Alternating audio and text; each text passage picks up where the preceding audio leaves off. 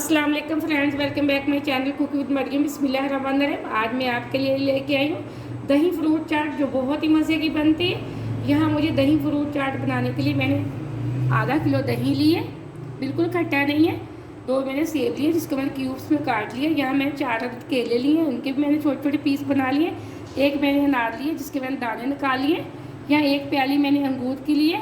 यहाँ मैंने पीसी हुई चीनी ली है। इसमें से मैं बता देती हूँ कितना हमने इसको इस्तेमाल करना है। ये है मेरे पास चाट मसाला, तकरीबन 1 बड़े चम्मच के बराबर। सबसे पहले मैं दही वाला बॉल हटाऊँगी और दही को एकदम अच्छे से थोड़ा सा फेंट लेती हूँ हाथ की मदद से, चम्मच से।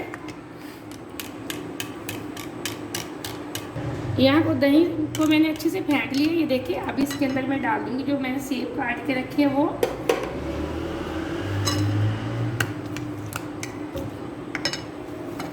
थोड़े से और डाल देंगे हम। इसी के साथ में डाल दूंगी जो मैंने केला रखा है। थोड़े थोड़े हम फ्रूट डालेंगे। इसी के साथ में डाल दूंगी अंगूर। यहाँ हम डालेंगे, मेरे पास है वाइट मिर्च, अगर आपके पास नहीं तो आप काली मिर्च भी डाल सकते हैं।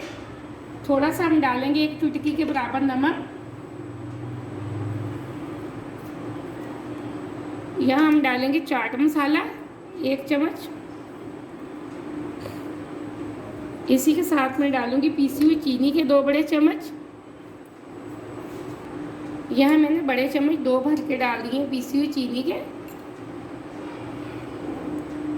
एंड पे मैं डाल दूंगी अनार।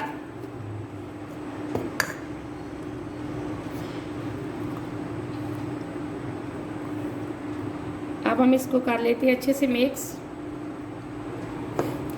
एकदम से हमारी दही चाट बिल्कुल रेडी हो चुकी है। जो बच्चे आपके फ्रूट नहीं खाते तो आप उनको ये वाली चाट बना के दें, माशाल्लाह से बच्चे बहुत शौक से खाएंगे। बहुत मज़ेदार ये चाट बनती है।